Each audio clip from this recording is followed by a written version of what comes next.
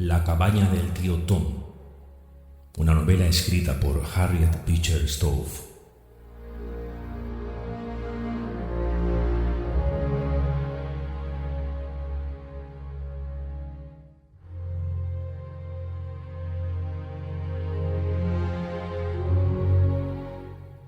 Narrado por Miguel Ibars.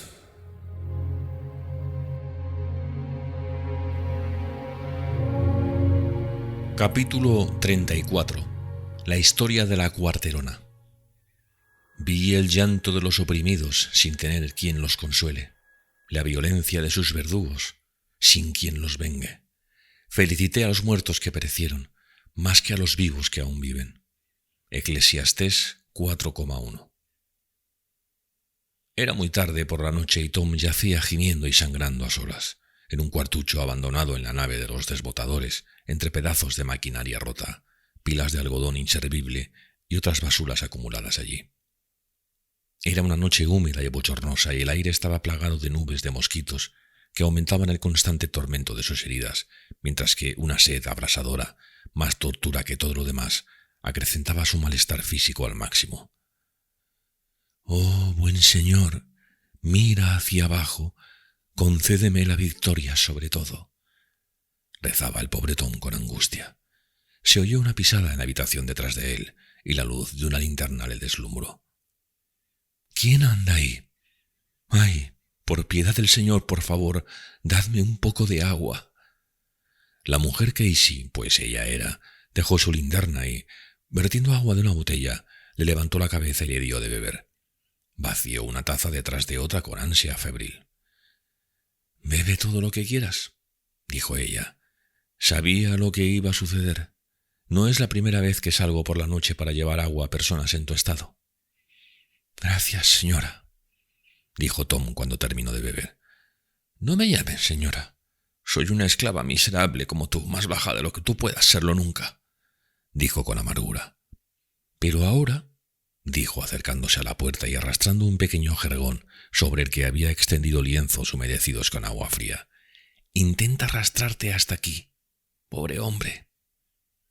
Entumecido por sus heridas y sus magulladuras, Tom tardó mucho en llevar a cabo esta acción, pero una vez la hubo realizado, sintió un gran alivio gracias al efecto refrescante sobre sus lesiones. La mujer, conocedora de muchas artes curativas gracias a su larga práctica con las víctimas de la brutalidad, continuó aplicando remedios a las heridas de Tom, lo que le proporcionó bastante alivio. «Ahora», dijo la mujer, después de apoyar la cabeza de Tom sobre un rollo de algodón de desecho que hacía las veces de almohada, «eso es lo mejor que puedo hacer por ti». Tom le dio las gracias, y la mujer, sentándose en el suelo, encogió las rodillas, las rodeó con los brazos y se quedó mirando fijamente delante de ella, con una expresión amarga y dolorida en la cara. Su sombrero se cayó hacia atrás y largas ondas de cabello negro ciñeron su rostro singular y melancólico. «Es inútil, pobre hombre», dijo por fin. «Lo que has estado intentando hacer no sirve de nada. Has estado valiente y tenías razón, pero es imposible que luches y no sirve de nada. Estás en manos del diablo. Él es el más fuerte y debes rendirte». ¿Rendirse? ¿No le habían sugerido lo mismo la debilidad humana y el dolor físico? Tom se sobresaltó, porque la mujer amargada con sus ojos extraviados y su voz melancólica le parecía la personificación de la tentación contra la que había luchado. «¡Ay, señor! ¡Ay, señor!», gimió. «¿Cómo puedo rendirme?». «No sirve de nada invocar al Señor. Él nunca escucha», dijo la mujer con firmeza. «Yo creo que no existe Dios. Oh, si existe, se ha puesto en contra de nosotros. Todo esto contra nosotros. El cielo y la tierra, todo nos empuja hacia el infierno. ¿Por qué no íbamos a ir?». Tom cerró los ojos y se estremeció al oír las palabras tenebrosas y ateas. «El caso es», dijo la mujer, «que tú no sabes nada al respecto y yo sí. Llevo 5 años en este lugar, sometida a cuerpo y alma bajo el pie de este hombre. Y lo odio por ello tanto como odio al diablo. Aquí estás, en una solitaria plantación, a 10 millas de la más próxima, en mitad de los pantanos. No hay una persona blanca que pueda dar testimonio si te queman vivo, si te escaldan, te cortan en pedacitos, dejan que te coman los perros o te cuelgan y te azotan hasta matarte. Aquí no hay ley, ni de Dios ni del hombre, que te pueda ayudar a ti o a cualquiera de nosotros. Y este hombre, no hay nada en el mundo que no sea capaz de hacer. Podría ponerle los velos de punta a cualquiera si contara simplemente lo que he visto y conocido aquí. Y no sirve de nada resistirse. ¿Quería yo convivir con él? ¿No he sido una mujer bien educada? Y él, Dios mío, ¿qué era y qué es? Y sin embargo, he convivido con él durante 5 años y he maldecido cada minuto de mi vida, noche y día. Y ahora tiene a una nueva, una jovencita de 15 años y educada, según dice, piadosamente. Su buena ama le enseñó a leer la Biblia y ha traído su Biblia. ¡Que se vaya al infierno! Y la mujer soltó una carcajada alocada y lastimosa, que resonó con un eco extraño y sobrenatural por todo el viejo cobertizo ruinoso. Tom juntó las manos. Todo era oscuridad y horror. «Oh, Jesús, Señor Jesús, te has olvidado de nosotros los pobres. Ayúdame, Señor, que perezco». La mujer prosiguió con firmeza. «¿Y quiénes son esos miserables perros con los que trabajas para que tú sufras por ellos? Cada uno de ellos se pondría en tu contra a la primera oportunidad. Son todos tan crueles y despiadados unos con otros que no sirve de nada que tú sufras para no hacerles daño». «Pobres criaturas», dijo Tom. «¿Qué es lo que los ha hecho crueles? Y si yo me rindo, me acostumbraré a ello y poco a poco me haré exactamente igual que ellos. No, señora. Lo he perdido todo, mujer e hijos, hogar y un amo bondadoso.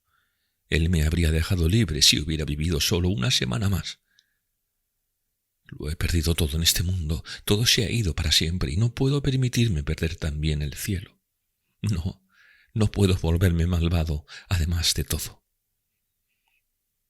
«Pero no puede ser que el Señor nos haga responsables de todos estos pecados», dijo la mujer. «No puede hacernos pagar por lo que nos vemos obligados a hacer, sino que lo cargará en la cuenta de quienes nos obligan a hacerlo». «Sí», dijo Tom, «pero eso no evitará que nos volvamos malvados. Si yo me hago tan despiadado y tan malvado como ese Sambo, no importa mucho cómo, lo que importa es ser así. Eso es lo que me da horror».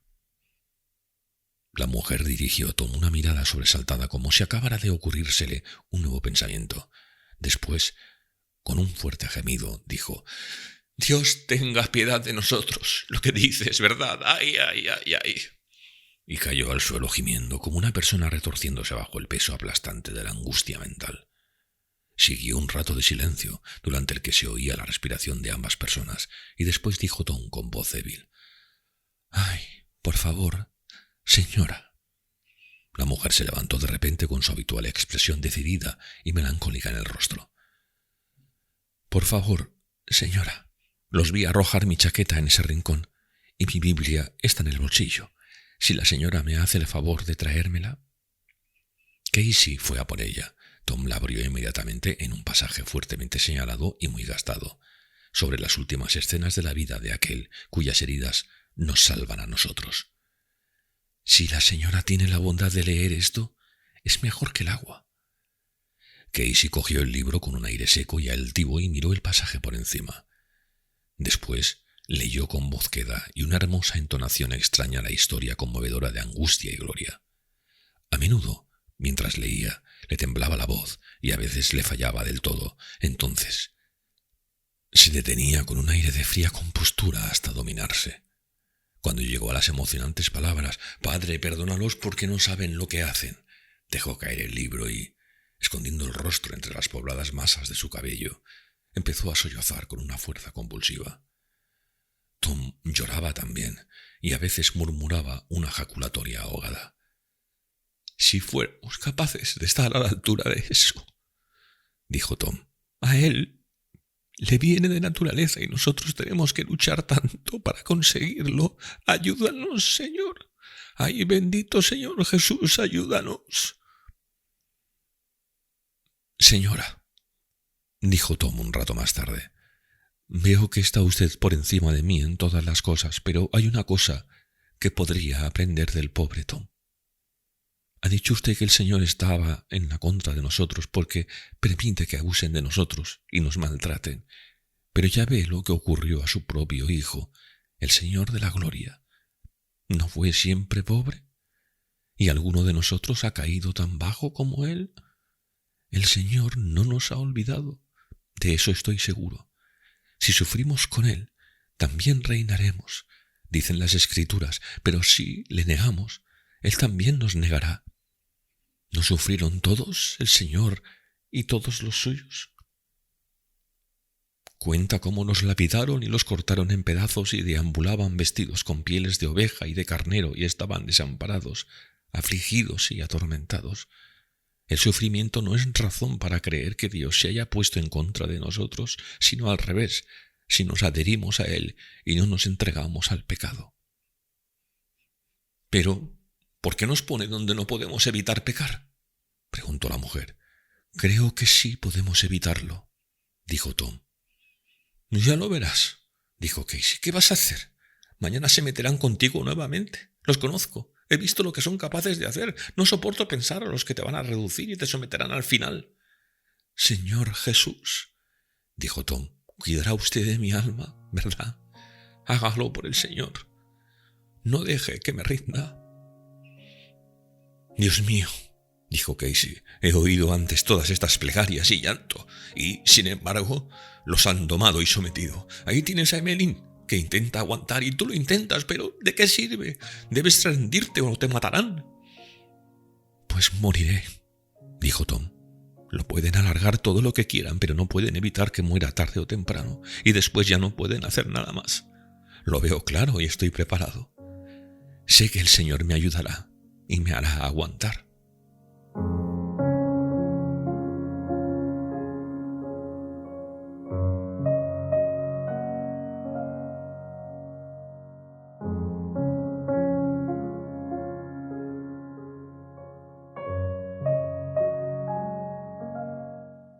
La mujer no respondió.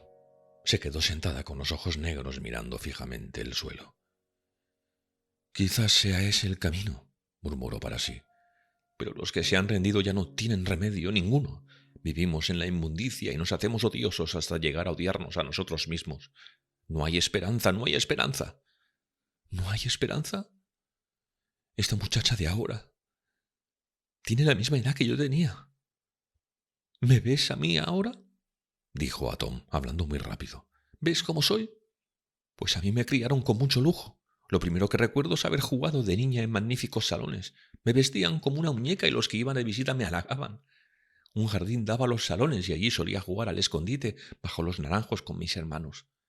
Fui a un convento donde aprendí música y francés y a bordar y muchas cosas más, y cuando tenía 14 años salí para ir al funeral de mi padre. Murió muy de repente y cuando fueron a poner sus asuntos en orden, descubrieron que apenas había suficiente dinero para pagar las deudas, y cuando los acreedores hicieron inventario de los bienes, me incluyeron a mí entre ellos. Mi madre era esclava, y mi padre siempre había tenido la intención de dejarme en libertad, pero no lo había hecho, por lo que iba incluida en la lista. Yo siempre había sabido quién era, pero no le había dado mucha importancia. Nadie espera que un hombre fuerte y sano se vaya a morir. Mi padre era un hombre sano hasta 4 horas antes de morir. Fue uno de los primeros casos de cólera de Nueva Orleans. Al día siguiente del funeral, la esposa de mi padre se llevó a sus hijos a la plantación de su padre. Me pareció que me trataban de forma extraña, pero no sabía por qué. Dejaron a un joven abogado encargado de arreglar los negocios. Él venía todos los días y estaba en la casa y me trataba con mucha cortesía. Un día trajo consigo a un hombre joven, que me pareció el hombre más guapo que había visto jamás. Nunca olvidaré aquella tarde. Paseé con él por el jardín. Yo estaba sola y triste y él era muy amable y tierno conmigo, y me dijo que me había visto antes de que me mandaran al convento, y que hacía mucho tiempo que me amaba y que sería mi amigo y protector. En resumen, aunque no me lo dijo, había pagado $2,000 por mí y yo era de su propiedad. Yo me hice suya de buena gana, porque lo amaba. «Amar», dijo la mujer interrumpiéndose. «¡Ay, cómo amaba a ese hombre! ¡Cómo lo amo aún! Y siempre lo amaré mientras viva. Era tan bello, tan superior, tan noble. Me instaló en una hermosa casa con sirvientes, caballos, carruajes, muebles y vestidos. Me dio todo lo que se podía comprar con dinero, pero yo no le daba importancia a eso, solo me importaba a él. Lo amaba más que a Dios y más que en mi propia alma y, aunque lo hubiera intentado, no podía hacer otra cosa que su voluntad. Solo quería una cosa, que se casara conmigo. Pensaba que si me quería como decía que me quería, y si yo era lo que parecía pensar que era, debía de estar dispuesto a casarse conmigo y dejarme libre. Pero me convenció de que sería imposible, y me dijo que si nos fuéramos fieles el uno al otro, sería un matrimonio a los ojos de Dios. Si eso es verdad, ¿por qué no fui la esposa de aquel hombre? ¿No fui fiel? Durante 7 años estudié cada mirada y cada movimiento y solo vivía y respiraba para complacerle. Contrajo las fiebres amarillas y durante 20 días y noches lo cuidé. Yo sola le daba todas sus medicinas y lo hacía todo por él. Entonces me llamaba su buen ángel y decía que le había salvado la vida. Tuvimos 2 hermosos hijos. El primero fue niño y le pusimos Henry. Era la viva imagen de su padre. Tenía unos ojos muy bellos y su cabello caía en los rizos alrededor de su frente despejada.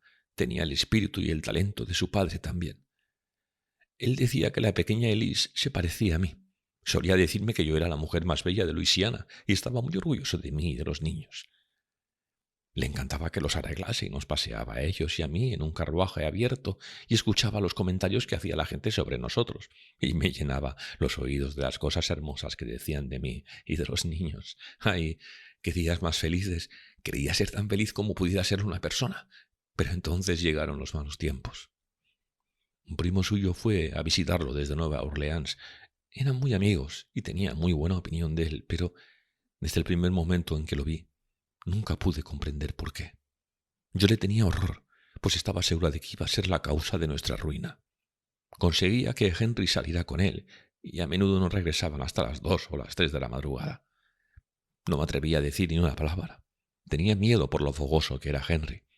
Llevaba a a las casas de juego y era de los que, una vez empiezan, no hay manera de detenerlos. Y luego le presentó a otra dama y pronto me di cuenta de que yo había perdido su corazón. Nunca me lo dijo, pero lo vi, lo supe, día tras día. Sentí como se me rompía el corazón, pero no pude decir ni una palabra. En esto, el desgraciado se ofreció a comprarnos a mí y a los niños para pagar las deudas del juego de Henry, que impedían que hiciera la boda que él quería, y nos vendió. Me dijo un día que tenía negocios en el campo y que se marchaba durante 2 o 3 semanas. Hablaba con más amabilidad que de costumbre y dijo que volvería, pero a mí no me engañó. Sabía que había llegado el momento. Era como si me hubieran convertido en piedra. No pude hablar ni derramar una lágrima. Él me besó y besó a los niños, muchas veces, y se marchó. Lo vi montar en su caballo y lo miró hasta que se perdió de vista. Luego caí desmayada. Entonces vino él, maldito desgraciado. Venía a tomar posesión. Me dijo que acababa de comprarnos a mí y a mis hijos. Me mostró los papeles. Lo maldije ante Dios y le dije que antes moriría que vivir con él. Como quieras, me dijo. Pero si no te comportas de forma razonable, venderé a los 2 niños y no los volverás a ver.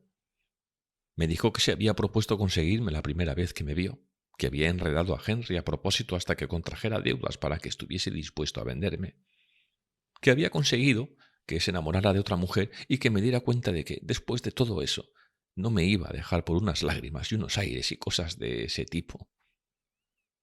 Me rendí, pues tenía las manos atadas.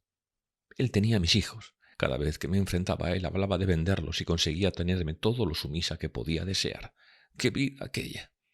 Vivía con el corazón roto.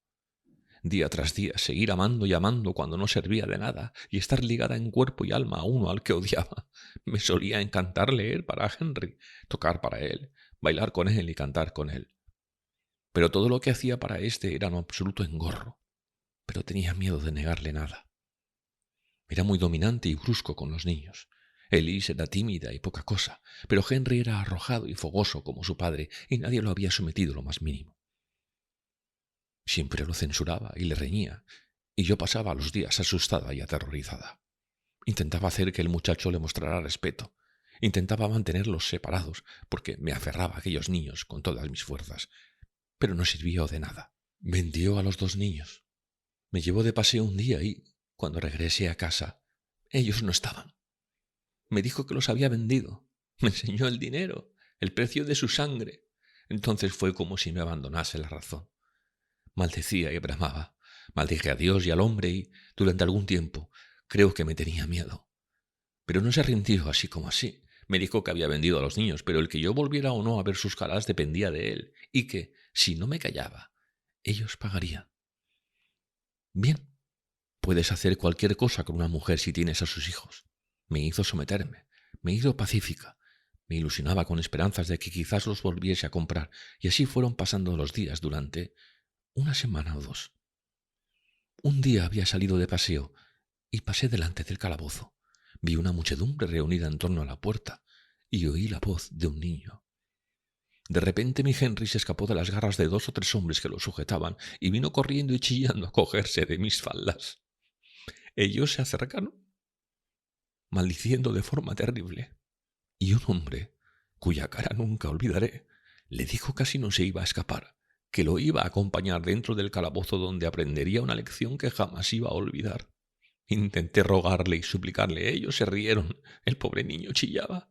Me miraba la cara y se agarraba a mí hasta que, al apartarlo de allí, me arrancaron la mitad de la falda y se lo llevaron dentro, gritando «¡Madre, madre, madre!». Un hombre de los que había allí parecía tenerme lástima. Le ofrecí todo el dinero que tenía si intervenía.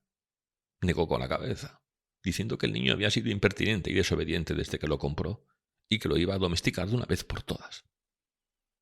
Me di la vuelta y salí corriendo, y me pareció oírlo gritar a cada paso del camino. Llegué a la casa sin aliento y corrí al salón donde se encontraba Buder. Se lo conté y le rogué que fuera a intervenir. Solo se rió y me dijo que el niño se llevaba su merecido.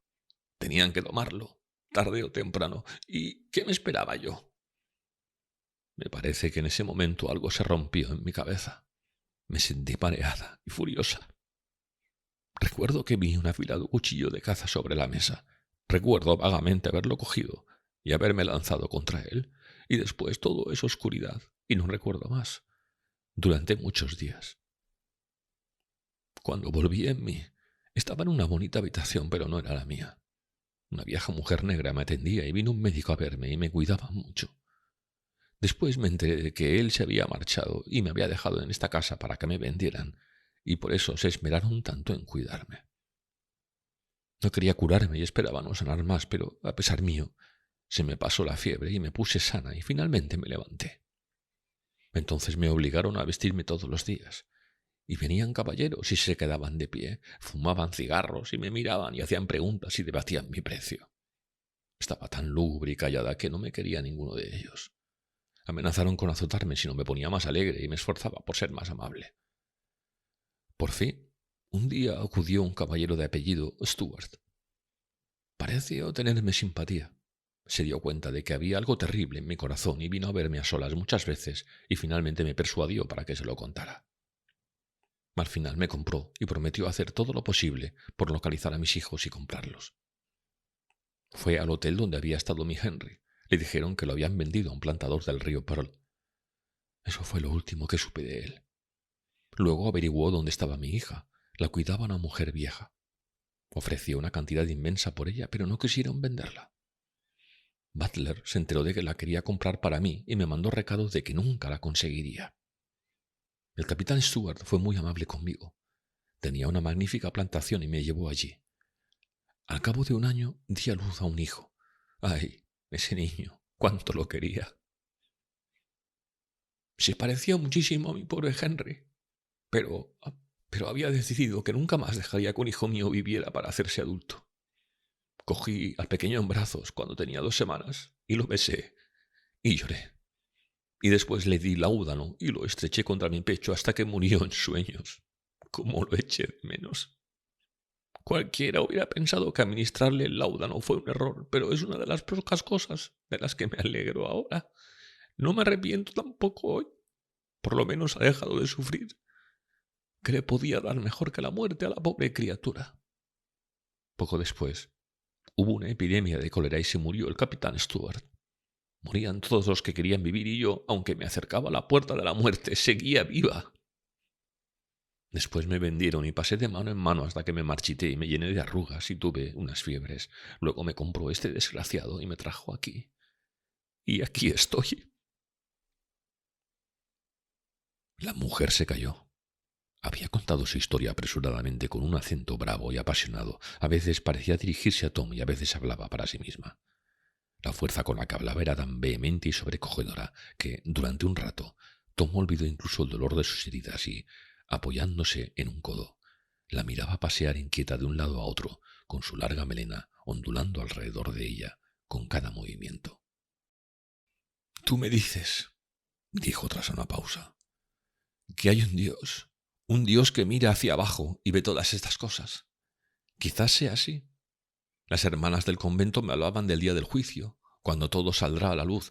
Sí que habrá venganza entonces.